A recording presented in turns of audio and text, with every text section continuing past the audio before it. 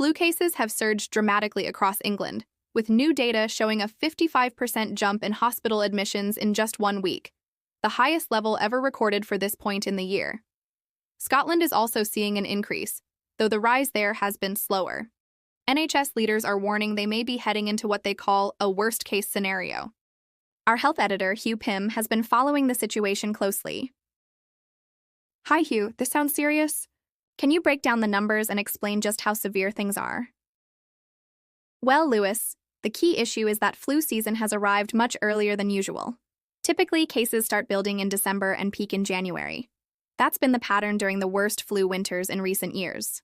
But this year, cases began rising back in October. Scientists have been trying to understand why. And the current thinking is that the dominant strain is slightly different from what they expected when vaccines were being developed. It appears to be spreading faster than normal. Even though the overall levels are still below what we'd usually see at a January peak, the early surge means there's a lot of uncertainty. We don't know whether infections will climb even higher than in past severe winters, or whether they call level off sooner. Right now, more than 2,600 people are in hospital with flu in England, extremely high for this stage of the season and far above last year's numbers. That's why NHS leaders are warning that if the trend continues into December, the system, already under heavy pressure every winter, could face unbearable strain. And to make things more complicated, there's also the possibility of a doctor's strike. What's the latest? Yes, there's a 5-day strike planned in England starting Wednesday the 17th. NHS officials have already said this is an especially tough time for industrial action, given how sharply flu cases are rising. It could cause significant disruption. Emergency care will still be staffed by consultants and senior doctors, and people needing A&E help will still receive it.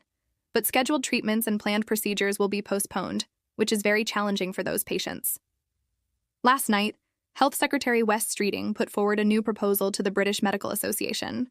It doesn't include additional pay, but it does tackle a major concern among newly qualified doctors, the shortage of specialist training places needed to advance their careers.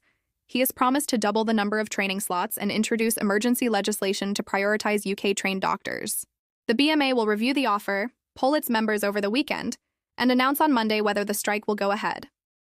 Thank you, Hugh. Hugh will also be updating our live coverage, where many people will no doubt want guidance on the rising flu situation, including how to tell flu apart from a cold or COVID, and practical steps you can take. Don't forget to subscribe, like, and share for more updates.